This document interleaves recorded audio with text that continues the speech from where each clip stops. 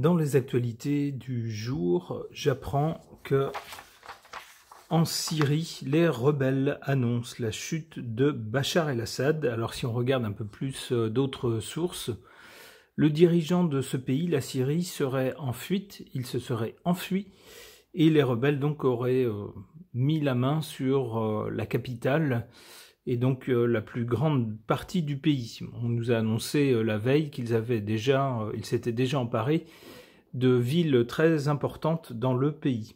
Alors ça pose quand même certaines questions, puisque la Syrie et son dirigeant ont tenu le coup face, on va dire, à des terroristes pendant plusieurs années, avec l'aide de la Russie d'ailleurs. Et puis là, on n'en entendait plus parler depuis longtemps. Et voilà qu'en quelques jours, paf, la situation tombe. Alors je trouve ça un peu bizarre. Est-ce que la Russie n'aurait plus aidé ce pays? C'est bizarre, pourtant, la Russie avait négocié une base dans ce pays. Est-ce qu'il y aurait une fâcherie entre les deux chefs d'État? Est-ce que du côté occidental, on aurait poussé peut-être, car ces rebelles ne sont pas sortis de nulle part, ils n'ont pas poussé, ils ne sont pas sortis de terre après une averse. Et puis pour les armées, ça coûte beaucoup d'argent. Or la Syrie, c'est pas un pays immensément riche, hein, je pense, d'après ce qu'on a pu constater. Alors d'où viennent ces armes? Et puis également pour s'emparer de villes, il faut quand même que ces gens-là soient entraînés, ils aient une stratégie. Vous voyez, ce genre de choses, ça se fait pas comme ça. Donc qui est derrière? Je ne sais pas. Beaucoup de questions par rapport à ces nouvelles. Je vais tenter un tirage de cartes pour essayer d'avoir des pistes de réflexion à ce sujet. J'interroge le tarot de Marseille.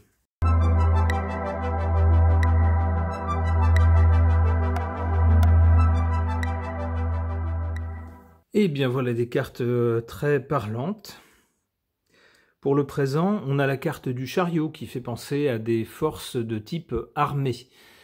Alors effectivement, c'est bien le cas. On nous parle de rebelles plus ou moins islamistes. Alors on ne sait pas dans quelle mesure. Est-ce que c'est des radicaux, très radicaux, genre les talibans en Afghanistan, ou est-ce que c'est des gens plus modérés? On ne sait pas trop. En tout cas, ce sont des gens qui sont armés et qui peuvent donc constituer une sorte d'armée. C'est ce que je vois avec cette carte du chariot, ici. À l'origine de ce mouvement, de cette insurrection, cette prise de pouvoir, on appelle ça comme on voudra, ce coup, alors c'est pas un coup d'État parce que c'est pas des gens qui sont dans les rangs de l'État, mais c'est un renversement de pouvoir, on pourrait dire. Alors, origine, ici, on a le diable. On aurait donc bien des gens qui auraient dans l'ombre armé ceux qu'on nomme les rebelles, qui les auraient sans doute entraînés également et qui leur auraient fourni l'argent nécessaire et puis sans doute les plans pour stratégiquement faire ce qu'il faut pour faire tomber une ville, par exemple, assez rapidement. On aurait bien donc une puissance malveillante derrière ces gens-là. Le résultat avec la Lune, c'est quelque chose de pas net du tout, de pas clair du tout. Il est probable qu'il y aura soit de l'instabilité, soit des gens qui vont prendre le pouvoir et qui vont dire bon voilà, le pouvoir est dans nos mains maintenant, mais on sentira bien qu'il y a autre chose en dessous ou derrière, comme vous voulez. Mais dans l'ombre, il y aura autre chose. La situation de toute façon ne sera pas claire.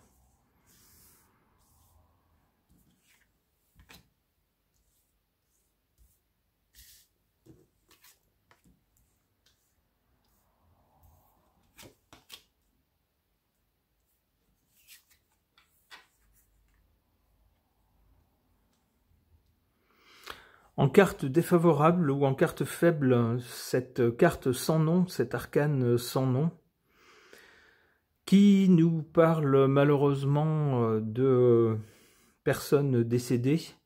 À chaque fois qu'il y a ce genre de prise de pouvoir assez violente, bien sûr, ça laisse des gens morts dans le sillage des personnes qui font ces actes.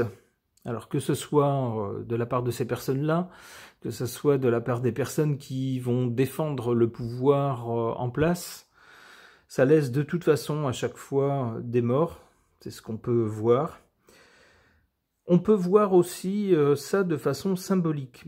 Avec la carte du chariot, je voyais donc les rebelles qui se sont emparés du pouvoir, et ils ont à leur encontre, contre eux, ici, cette carte qui semble dire qu'on a eu besoin d'eux pour virer la personne qui était en place. Alors, on sait que il y a quelques années, lorsque le pouvoir en place là-bas en Syrie a eu affaire à des islamistes, on a bien compris qui était derrière les islamistes, bien sûr. Hein. Les armes ne venaient pas de nulle part, ces gars-là n'étaient pas financés par l'air du temps, on sait bien d'où ça venait de l'Occident. Eh bien ici, il semblerait que cette fois-ci, le pouvoir a été renversé donc par ce groupe d'insurgés, on va dire, mais ils ont contre eux une fin, c'est-à-dire qu'une fois qu'ils auront bien débarrassé le pouvoir de celui qui gêne l'Occident, bah peut-être qu'on va leur dire « Ah ben merci, maintenant rentrez chez vous ». C'est d'ailleurs ce que nous dit cette carte du mat, qui nous montre quelqu'un qui a une action a priori, de façon, enfin, de ce qu'on peut voir, qui n'est pas cohérente. Ça pourrait être des gens qui prennent le pouvoir et puis qui tout de suite après s'en défont, disent bah maintenant c'est plus à nous d'agir. Alors vu de l'extérieur, on dirait bah, c'est complètement débile. Pourquoi avoir dépensé du temps, de l'argent, de l'énergie pour s'emparer d'un pouvoir et puis tout de suite après s'en aller. C'est pourtant ce que nous dit cette carte du mat, et elle semble dire à ces messieurs qui se sont emparés du pouvoir que c'est la meilleure chose à faire, puisqu'elle est en position favorable, elle joue en leur faveur. En leur faveur, c'est quoi? C'est de prendre son baluchon et de s'en aller, vite. Et parce que sinon, en leur défaveur, on a ça. C'est-à-dire que s'ils ne dégagent pas assez vite, il est probable, malheureusement, que les mêmes personnes qui se sont servies d'eux se débarrassent d'eux.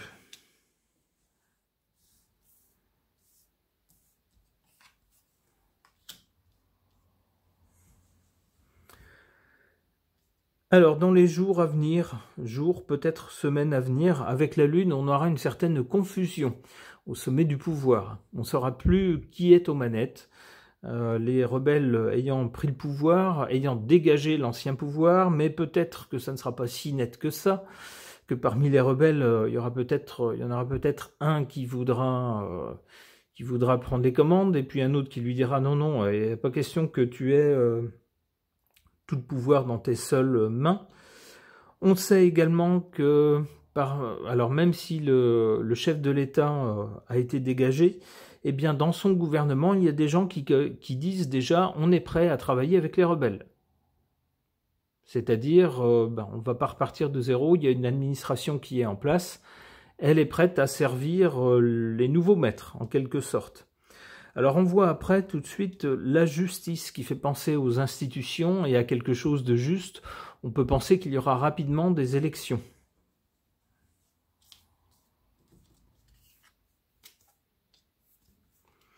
Avec un jugement qui peut-être va surprendre les observateurs. Alors pourquoi ?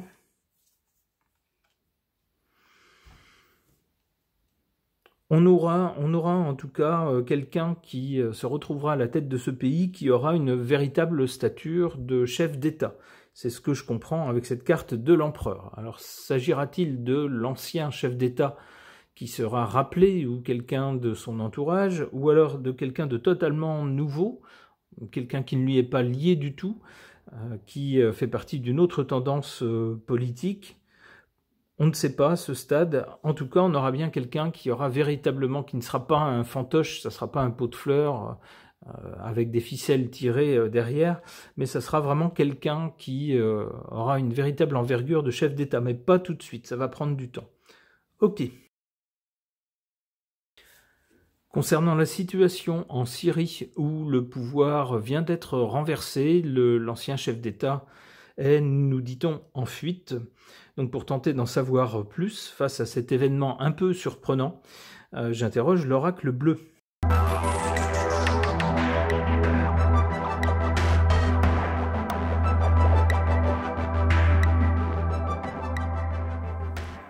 À l'origine, on a cette carte de la ville. En effet, on nous a parlé dans les actualités de villes qui avaient été prises par les rebelles, les unes après les autres, des villes importantes.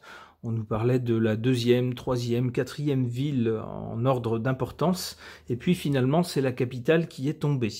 Donc on parle bien de ville, surtout. Pour le présent, on a cette carte du pouvoir.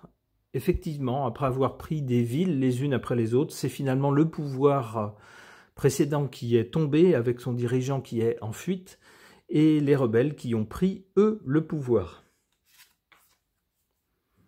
Du côté de l'avenir, avec cette carte de l'air nous parle surtout de communication, d'échanger des idées, des paroles. Alors, on peut penser que les médias, surtout les médias occidentaux, mais aussi les médias du Moyen-Orient, vont beaucoup parler de cette prise de pouvoir. Alors, d'abord, pour tenter de savoir qui se cache derrière les rebelles. Comme je vous l'ai dit tout à l'heure, les rebelles ne sont pas nés de la dernière pluie, ils ne sont pas poussés comme ça en l'espace d'une nuit du sol. Il y a forcément quelqu'un derrière. Et quelqu'un, quand je dis quelqu'un, il y a forcément une puissance derrière eux, qui les arme, qui les forme, qui leur donne de l'argent. Donc tout cela va donner lieu sans doute à pas mal de débats dans un avenir proche.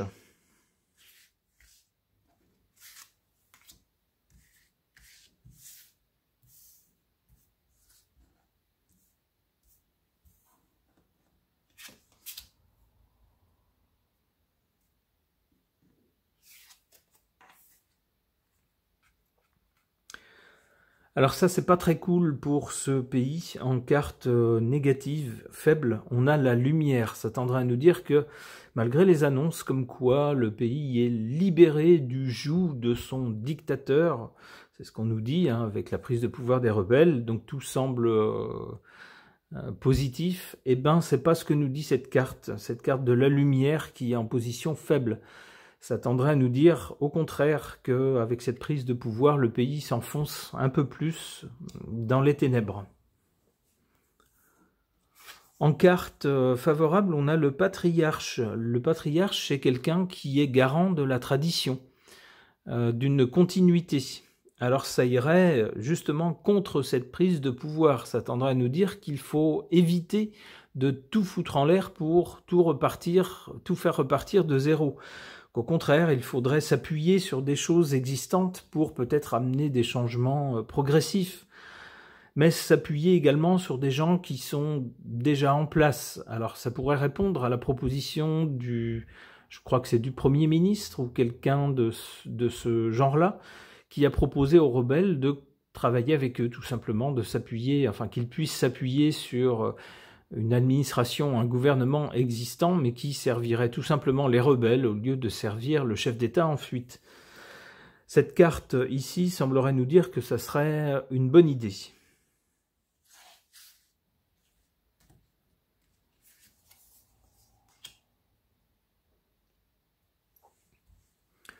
Bon, et bien dans l'avenir, après l'air, on a le désert. Le désert, c'est quand il n'y a rien. Quand il se passe rien et quand, en termes d'événements significatifs, il n'y a rien. Alors, c'est pas très bon. Il faudrait, suite à une prise de pouvoir, embrayer tout de suite sur de nouvelles mesures, une nouvelle organisation. Si on voit ici que rien ne se passe, c'est pas forcément très bon.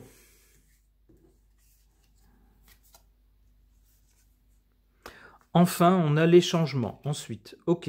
Donc il y aurait peut-être une période de flottement avec ce désert ici, avant d'arriver à des changements. Ok, alors espérons qu'il soit positif pour ce pays. L'indécision. Ah oui, alors ça c'est pas bon non plus. Si on ne sait pas trop sur quel pied danser, on commence certains changements, mais qu'on les arrête pour repartir dans une autre direction, par exemple, c'est pas très bon. Allez, une autre carte.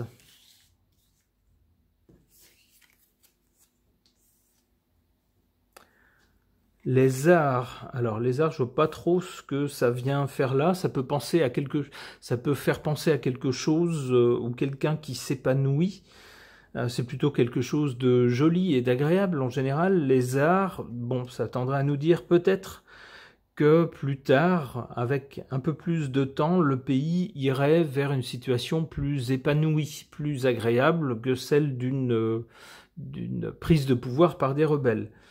Eh ben, c'est tout ce qu'on souhaite, en tout cas aux Syriens qui ont déjà connu des années de guerre.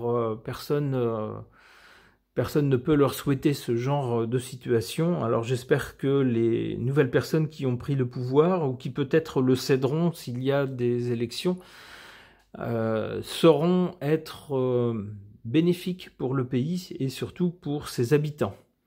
Ce tirage de cartes est maintenant terminé. Merci de l'avoir suivi.